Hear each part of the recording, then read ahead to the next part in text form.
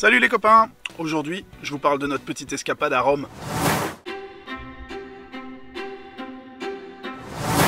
Mais avant de vous parler de notre visite de la capitale italienne, il fallait d'abord se rendre jusque là.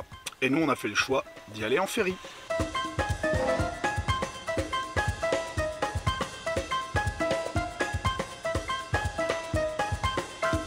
Alors ça y est, on vient d'embarquer à bord du Cruise Barcelona.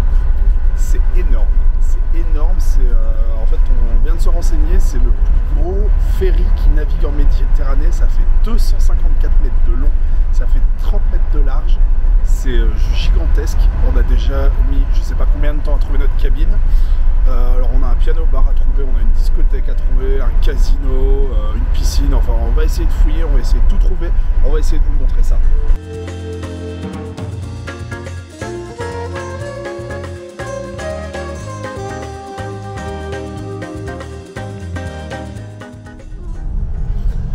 Alors en vrai c'est très impressionnant, parce qu'on vient de passer à côté d'un porte-conteneurs qui était déjà quand même fameux. On a l'impression que les conteneurs c'est des Lego qui sont posés dessus. Et puis en fait quand on regarde, on se rend compte qu'on le voit d'en haut parce qu'on fait le double. Et franchement, c'est à se demander comment ça avance, mais surtout comment ça flotte, un truc pareil. Alors lui, il doit se sentir tout petit. Il y a quelqu'un? Bordel.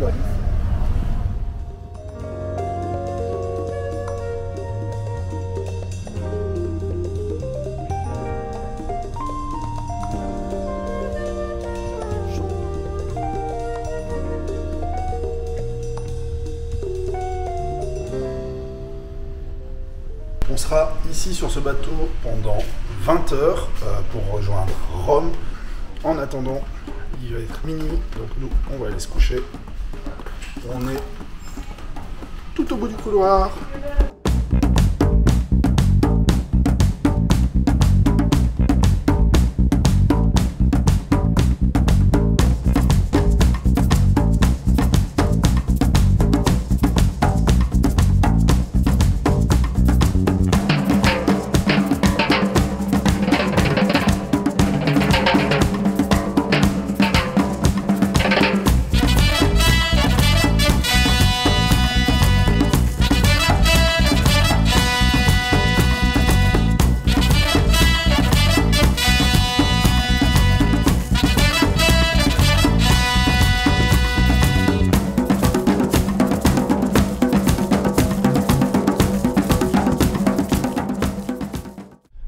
Je sais que sur la vidéo on verra sans doute pas grand chose, mais pour aller de Barcelone jusque Rome, on passe dans le petit goulot d'étranglement entre la Corse et la Sardaigne.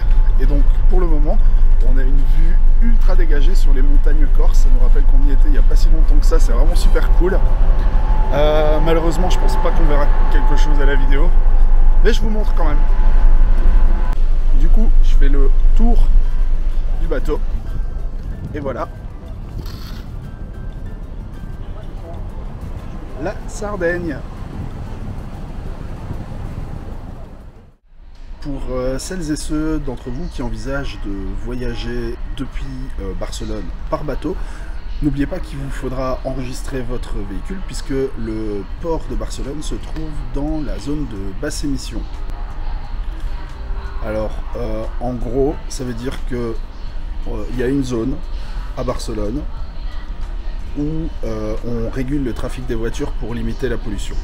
Et dans cette zone, il y a l'endroit d'où démarrent des bateaux de 254 mètres dans lesquels on met environ 300-400 camions. Donc je vous laisse réfléchir à l'absurdité de la chose. Mais toujours est-il qu'il vous faudra enregistrer votre véhicule. Donc la démarche est ultra simple. Si vous voulez, je peux mettre le lien dans la description si ça peut en aider certains. La démarche nous a coûté à peine 5 € avec simplement une copie de la carte grise du véhicule, une pièce d'identité, tout est fait en ligne, ça a pris quelques minutes. Donc voilà, petite astuce à pas oublier. L'objectif lorsqu'on est passé à Rome, c'était d'en voir un maximum en répondant à 3 contraintes.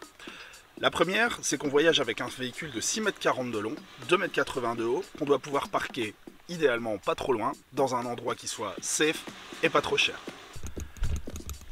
Deuxième contrainte, c'est que vous le savez, on voyage avec notre chien Dali, et donc ça veut dire pas de visite intérieure, pas de musée, mais aussi surveiller la température du sol, parce qu'avec le soleil qu'il fait actuellement à Rome, on risque de lui cramer les coussinets.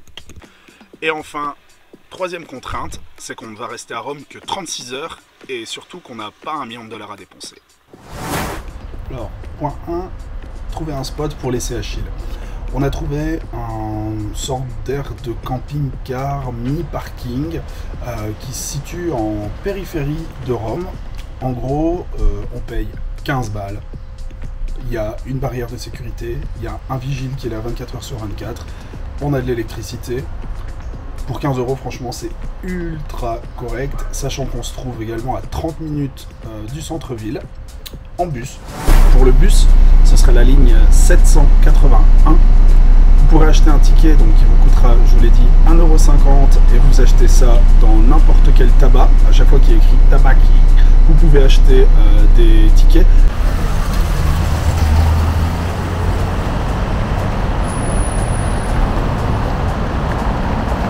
Et voilà, une grosse demi-heure plus tard, donc comme prévu, on arrive plein centre de Rome, à la Plaza Venezia, juste en face de l'imposant monument à Vittorio Emanuele II.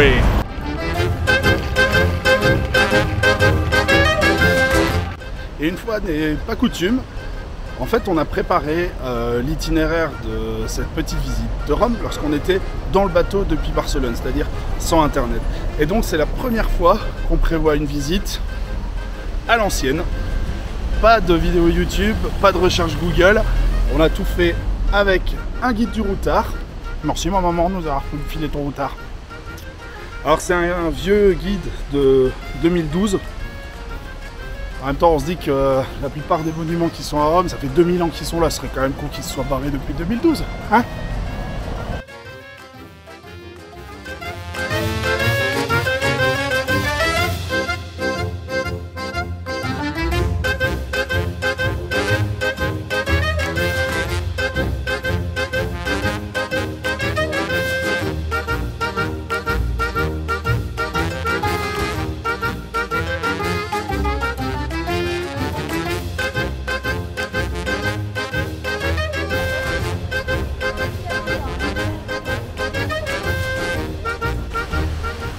Je vais pas vous cacher que vu qu'on est fin juin, début juillet, on craignait un petit peu d'avoir énormément de monde. Alors oui, il y a du monde, mais la ville est si grande que honnêtement, ça va. Et franchement, même s'il y a un monde de fou devant la fontaine de Trévi, il faut y aller, il faut pas avoir peur, c'est très impressionnant.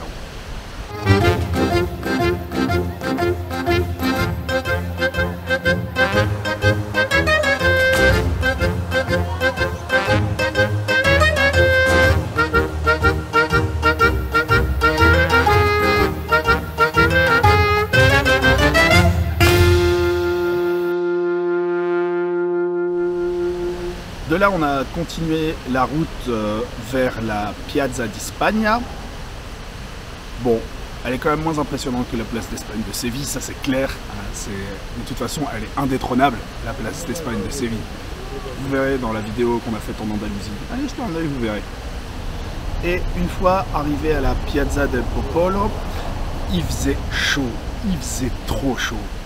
Ben, ça tombe bien parce que en montant les quelques marches côté droit de la Piazza del Popolo, on a pu promener et se rafraîchir un petit peu dans les parcs et jardins de la Villa Borghese.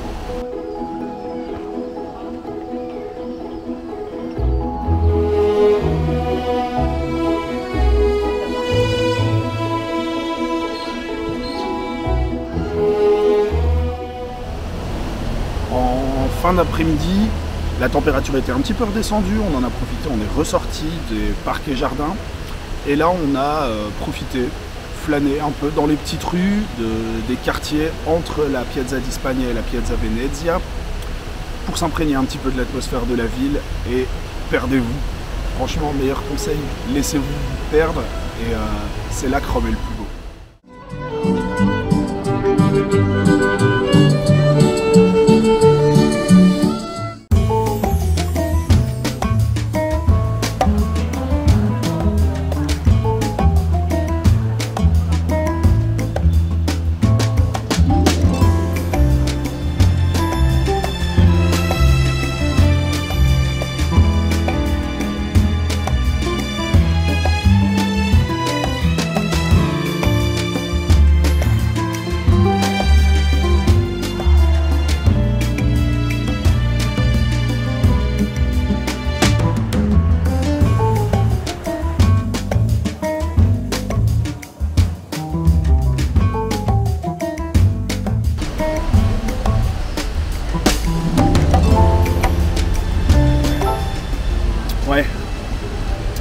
venir en juillet à Rome, enfin on est le 1er juillet là, c'était pas, stratégiquement faites pas ça. On est en semaine de canicule, donc là ils annoncent, on va frôler les 40 degrés. On a déjà discuté avec des gens qui avaient eu 41 en début de semaine, il fait horriblement chaud, je sue. Par contre, prenez une bouteille d'eau ou une gourde et remplissez-les sur place, vous verrez, il y a des fontaines partout.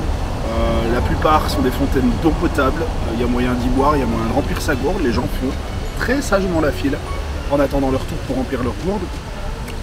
Et l'eau est bonne. Cool.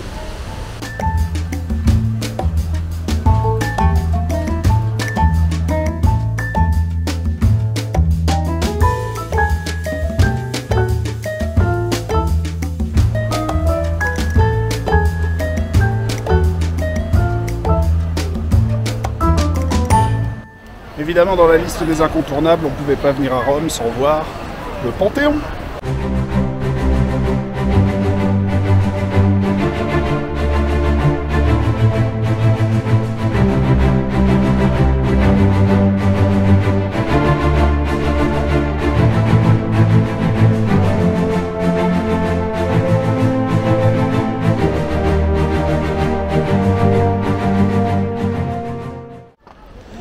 Depuis la Piazza Venezia, on a emprunté maintenant le bus 916 et en une quinzaine de minutes, sans passeport, sans contrôle frontière, on change d'état, on foule le sol du plus petit état du monde. Bienvenue au Vatican!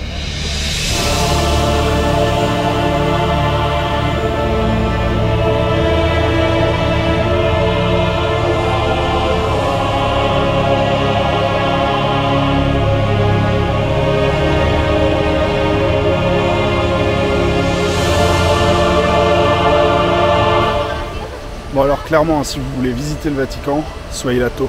Soyez là, mais genre très tôt. Parce que, en gros, la file là pour entrer, elle commence là. Et elle finit là-bas. Je sais pas si ces gens-là seront rentrés avant la fermeture.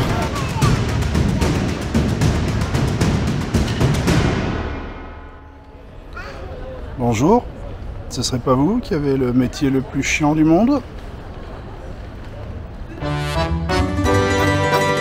Sérieusement, quand je vois la file et le prix des billets, je me dis qu'ils doivent quand même bien se gaver pour des mecs qui ont fait vœu de pauvreté, non?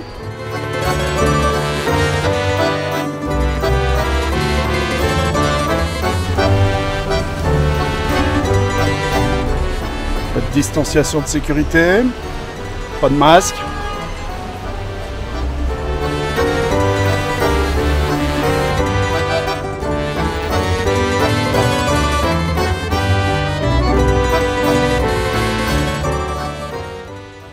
Donc on ne pourra pas prétendre qu'on a réellement visité Rome, mais en tout cas pour ceux qui, comme nous, font une escale, puisque l'objectif de ce voyage, ça va être de quitter l'Europe cette fois-ci, eh bien c'est simplement ces petites recommandations et voilà notre expérience de pouvoir voir des choses, de pouvoir cibler l'essentiel en une journée et demie à Rome.